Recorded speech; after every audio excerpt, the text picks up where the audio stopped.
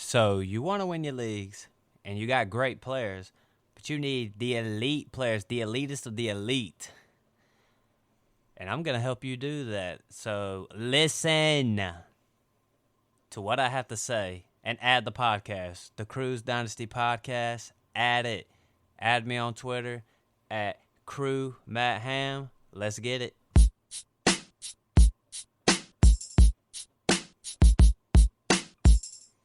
Okay.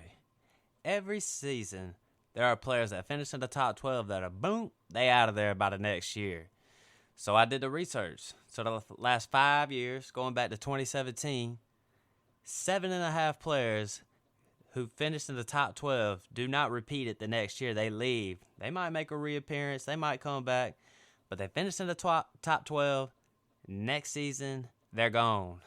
So I'm going to give you the list of players who are great. These are great players. Everybody knows they're great, but this year they're going to crack that top 12, and they're going to go from great to elite. So like I said, 7.5 players. So a lot of these players, let's just say for the sake of argument, they're leaving, like Hunter Renfrow, Devontae Adams, guys like that. You never know. They could be back. I don't even know. But I mean, statistics say a lot of these guys ain't coming back to the top 12 for this next season. So the first player that's going to be that finished outside of the top 12, that's finishing in the top 12 this year is Michael Pittman.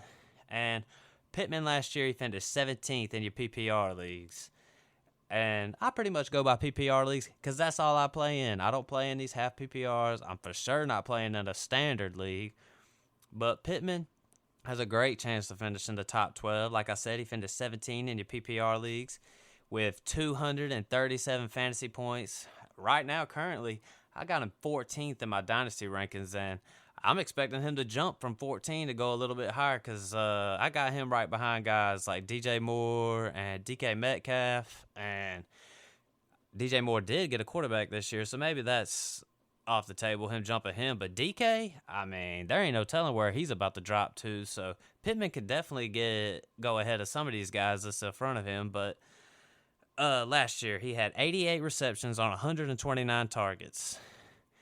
6 touchdowns, 12.3 yards per reception, and that's playing with Carson Wentz, who can play good. He makes some good plays, has some good games, but the consistency is just not there.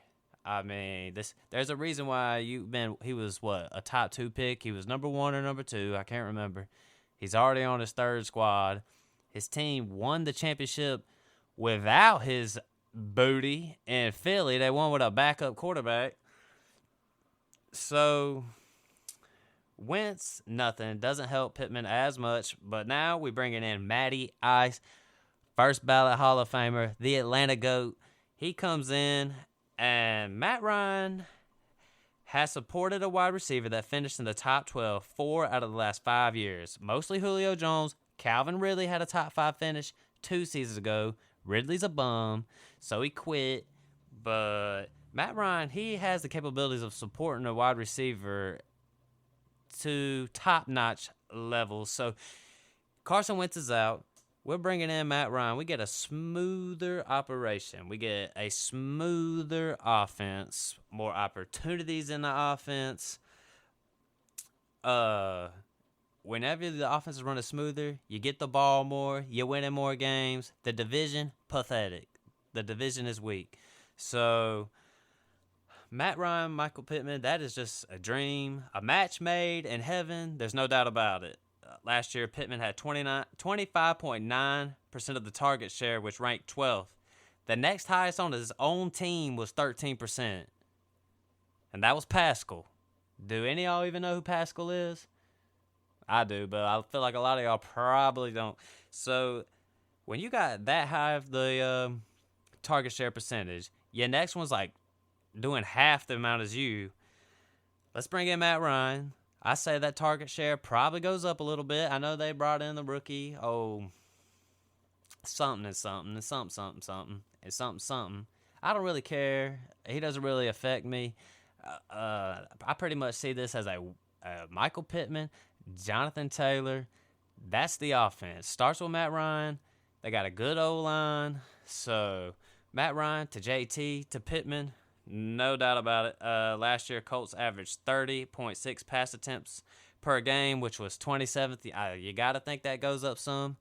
They'll still be handing Jonathan Taylor the rock, but you got to think they're going to be throwing the ball just a little bit more, especially higher than 27th. You can't really go too much lower than that. So, yep, that's Michael Pittman. He is the first guy who's going to pop. He's going to pop. Second, I got C.D. Lamb. C.D. Now, I ain't talking about that little round thing you used to put in these little machines and play music. I'm talking about C.D. Lamb for the Dallas Cowboys. Last year, he finished 19th in your PPR leagues with 232 fantasy points. Currently, I got him number 3 in my dynasty rankings, right behind the top 2, which is Justin Jefferson and Jamar Chase. Everybody knows their top 2, but right below that, I got my guy, C.D. Lamb. Last year, he had 79 receptions on 120 targets, 16 touchdowns, and was 14 yards per reception. On the field, he was only on the field for 76% of the snaps, which is 36. So you got to think, as the number one guy, they done shipped off a couple guys from Dallas, and Amari Cooper and Cedric Wilson. They're gone. They're done. Cedric's in Miami. Amari Cooper's in Cleveland. Probably going to live out his last cold few years in Cleveland. Maybe not do much unless D. Watt comes back. But C.D. Lamb, clear number one guy with Dak Prescott going into his third year at age 23. C.D. Lamb, I think this year, all you got to do is move up 7 spots. So last year he earned 20% of the target share. That's not that much. You got to imagine that's going to go up because last year Amari Cooper had 18.5 of the target share. Cedric Wilson had 10.2 of the target share. That's 28.7% of the target share that is gone. That's got to go somewhere. So it's got to go to C.D. Lamb, or it could go to Dalton Schultz. Those are 2 players coming into this year for your redraft leagues. I am super high on these Dallas Cowboys. So the opportunity for C.D. Lamb is there. You just shipped out the other guy who is the perceived number one guy. C.D. will definitely be the number one receiver.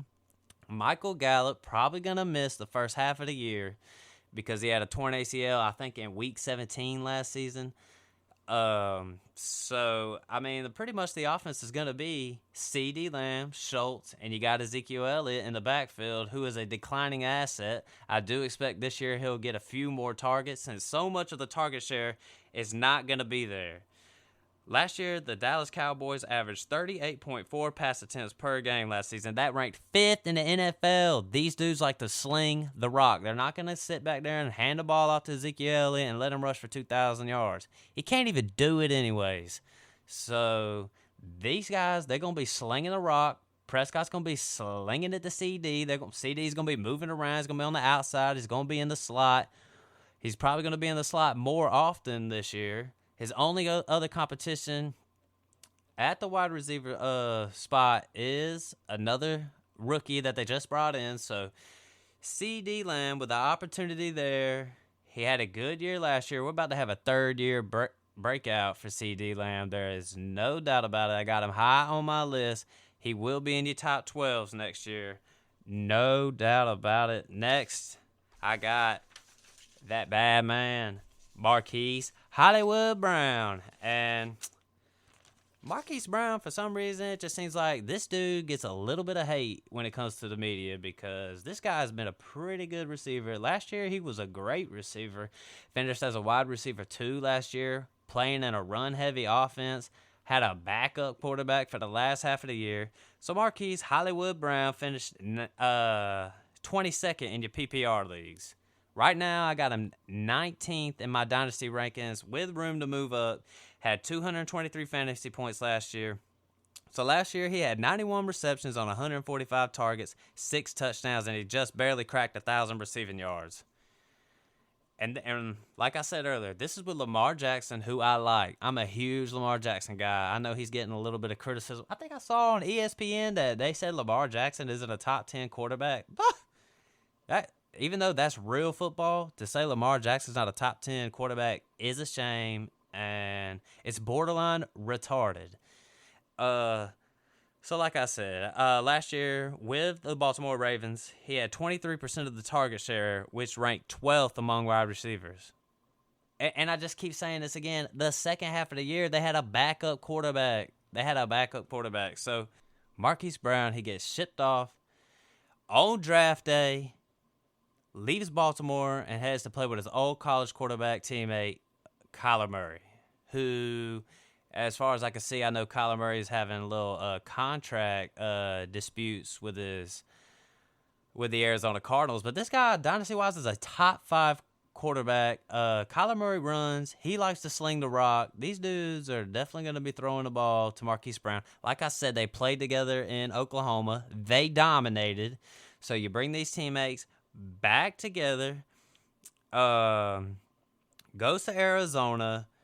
D-Hop's going to be out for the first 6 weeks because he's doing steroids. HGH. But last year with D-Hop, when he was out for the last 4 weeks of the season,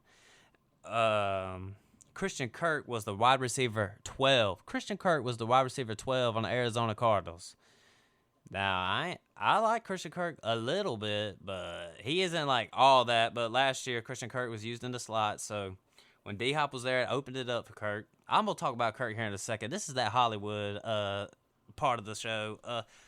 So for a first-round pick, Hollywood's with the Cardinals, and you got to think when this guy Marquise Brown leaves Baltimore, which is a run-heavy offense, Lamar Jackson, backup quarterback, playing with Mark Andrews, this guy, there's definitely a cap to your ceiling.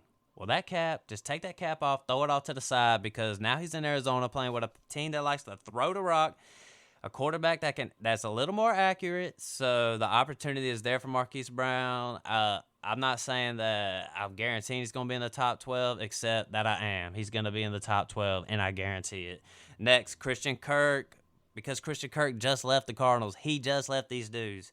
I don't even have this dude ranked in my top 36 in Dynasty rankings.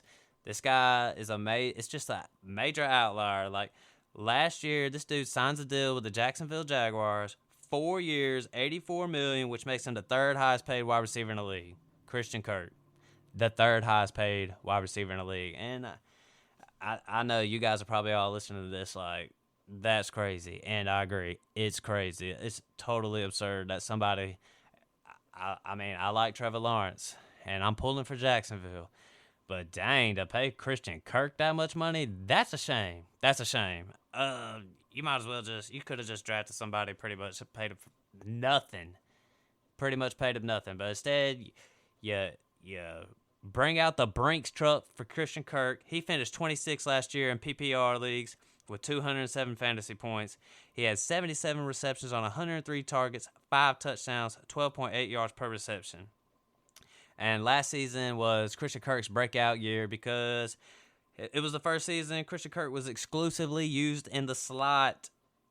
So he had career highs in targets, receptions, and yards.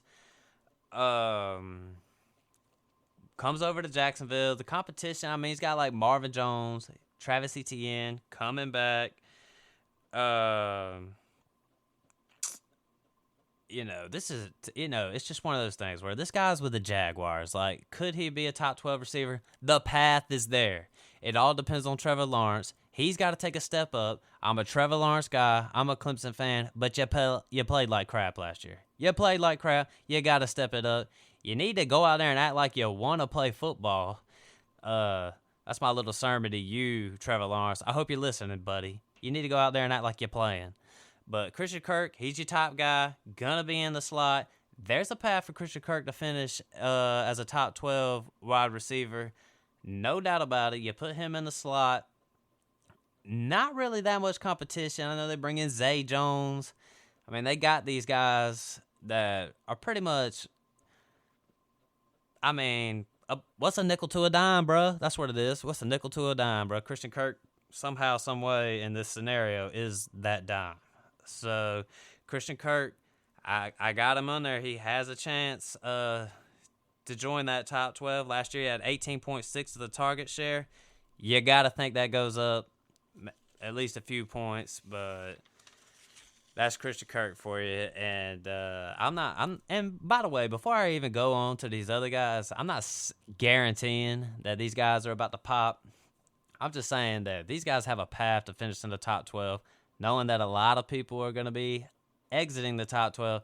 These are guys who have a clear top path. So next I got DJ Moore, and dang, I like DJ Moore. I got him number 12 in my dynasty rankings. Last year he finished 18th in your PPR leagues with 236 fantasy points. He had 93 receptions on 163 targets. Think about that one for a second. 93 receptions on 163 targets. That's 56.7% catch rate. And what did that rank last year? Let's look. Oh, yeah, that's right. 145th. 56.7% catch rate last year, which was 145th. But the crazy thing is DJ Moore, he earned 28.3 of the target share last year, which is 4th. So what does that tell you? This dude's getting the targets, but the accuracy is not there. It's not like this man's going out there and just dropping 70 balls. He has just been with the worst quarterback rooms, period. A man just last year just got done playing with Sam Darnold, Cam Newton. So that is a stat right there just in its own. Even if you don't go out and get a guy like Baker, you just bring in, you could have put Matt Corral in. 56.7% catch rate and a 28.3% target share. I mean, it's just so crazy. That's just a crazy stat. One of the craziest I've seen from a single player. He had 4 reception touchdowns last year at 1,157 yards with a bum quarterback, with a bum team. So we bring in Baker. Baker. Baker this, Baker that. Just the number one hated enemy out there is Baker. I'm not a Baker hater. I'm not a Baker truther. I don't love Baker like that. I've said it for years. If DJ Moore, I ain't said it for years. I've said it for weeks and months. If DJ Moore gets an average quarterback, this dude could be a top 5 wide receiver. Here comes Baker Mayfield, the epitome of average. The epitome. I just did a video with him when he got traded and stuff. This dude, I ain't even going to say he's average. He's just a notch below average.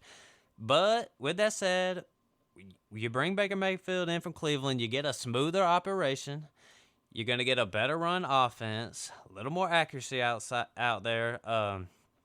For DJ Moore, Baker Mayfield comes in as the highest passing touchdown percentage of any quarterback that he's ever played with. So think about all the bums that DJ Moore has played with, all the bums. Now he gets a less of a bum. He's got a half bum, a halfway bum, a roach, if you will.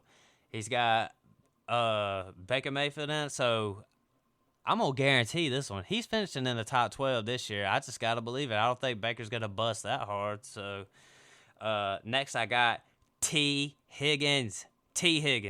And I think this is one we need to be on the lookout for because it's going to be natural that Jamar Chase has definitely have some sort of a decline. He's got to have a little bit. Does he keep this up for 2 years? Maybe. I ain't going to say he's not, but T. Higgins last year finished 24th in your PPR leagues. The lowest of the low wide receiver, too. That's going up no matter what. I got him 9th in my dynasty rankings. He finished with 218 fantasy points last year, 6 touchdowns, 74 receptions on 110 targets, barely over 1,000 yards, and 14.7 yards per reception. This is playing with Joe Burrow, top 5 dynasty quarterback. When you're tied into these young guys who can just straight up operate an offense, that's a big advantage in itself. It's not like with DJ Moore where we got questions where he's playing with Baker and he's playing with guys named Sam Darnold. I don't even know who Sam Darnold is. This man T. Higgins is playing with Joe Burrow, who is just a bad man. I mean, I've watched this guy play ever since he was that last year in college. I don't think he's missed a deep throw yet to this day. It's like, this dude's deep ball accuracy, I didn't got the numbers in front of me, but it's got to be top notch. So T. Higgins, you're playing with Jamar Chase. The opportunity is there because they got to have eyes on Jamar. They got to have eyes in that backfield with Mixon. You still got Tyler Boyd over there. So they're beefing up that O-line. Like, this was an offense that was pretty good last year with a pretty pathetic O-line, like a bottom 5 O-line. you're beefing it up this year. You're beefing it up. So I know there's like a little Super Bowl hangover with teams. They go to the Super Bowl and then they lose, and then the next year they can't even get back to the playoffs. But with Joe Burrow and all these young guys on their rookie contracts, I mean, there's no way that they don't break the mold on that. I expect them to be in the playoffs. I expect them to be successful, have a good offense. But with T. Higgins last year, he earned 23% of the target share. Jamar Chase had 21% of the target share last year. So T. Higgins was getting the ball just a tad bit more. When they played together, Higgins earned 25% of the target share last year. So, like I say about T. Higgins, if this dude was on any other roster, this dude would be a number one wide receiver anywhere in the league. There's no doubt about it. This dude could be the number one on Cincinnati. We don't know. It's just been 1 year. T. Higgins is a bad man. I say it all the time. I'm a Clemson guy. We're the wide receiver U. The best wide receivers come out of Clemson. T. Higgins is the best of them all. He is the wide receiver GOAT that comes out of Clemson. This guy's the man. Even though he finished 24th last year, I could definitely see this man jumping up in the top 12. I'm not wishing this on anybody, but what if Jamar Chase goes out for injury or has to leave for extended amount of time? That just opens the door for T. Higgins, and we're seeing like dang explosion coming from this man. So that pretty much caps it off. But here's a little side note. Is the last 2 years in a row, back-to-back, we had a rookie finish in the top 12. That was Justin Jefferson and Jamar Chase. So let me just tell you what rookie's going to finish in that top 12 this year. And I had to think about this one real hard because Justin Jefferson and Jamar Chase last year, or the past 2 years, they both had competition at the wide receiver spot. They both had good quarterbacks that could support these wide receivers. So there's kind of a little formula. Obviously, Joe Burrow's better than Kirk Cousins, but there's still competition. They're still going out there finishing in the top 12. So the rookie that I think could do it this year, I'm gonna have to switch it up. I was leaning Olave at first because I know Olave is the most NFL ready wide receiver of them all, the most polished. Saw a comp today. People were comparing him to Calvin Ridley, but I gotta go with Drake London, and this is simply because it ain't because he got a great quarterback. It's not because it's just a match made in heaven with him and Marcus Mariota. I think Drake London has a chance because there's nobody in Atlanta. Stu was the number 8 pick in the draft. The Falcons literally have nothing. He's out there competing with Zacchaeus, the wee little man, and Auden Tate. Y'all don't even know who he is. I know he's got Kyle Pitts out there, but that's a tight end. Like, you're not going to be competing that much of the target share with a tight end like that. So Drake London, you got nobody on your team. You're the top wide receiver. You're with the Falcons. The Falcons will be losing a lot of games. There's no doubt about it. So they're probably going to be throwing the rock a little more. If I had to put my money on it, I would say none of these rookies are finishing in the top 12. None of them. But if I had to place my money on one of them, it's going on Drake London. There's no doubt about it. So that's just some of the guys that I think are going to go from great to elite. I know I might have left out a couple that some people are out there thinking. I know like Jalen Waddle. I just don't like his chances with Tyreek Hill coming in. So suck it up. I like Waddle, but he's not going into the top 12. There's no doubt about it. So that about wraps up this episode of the Cruise Dynasty Podcast. Like I said, add the podcast. Dang it, add it. Subscribe. Add me on Twitter. Get at me. Crew Matt Hamm. Followers are going up. The views are going up. So be on the lookout for other Cruise podcast company podcasts that are out there. We got one already out, released. We got another one on the way. Then after that, we got another one on the way. And then we got another one on the way. Because we just making moves here at the Cruise Podcast Company. We out there putting out that content. So be on the lookout for the next episode, peeps. I'm out!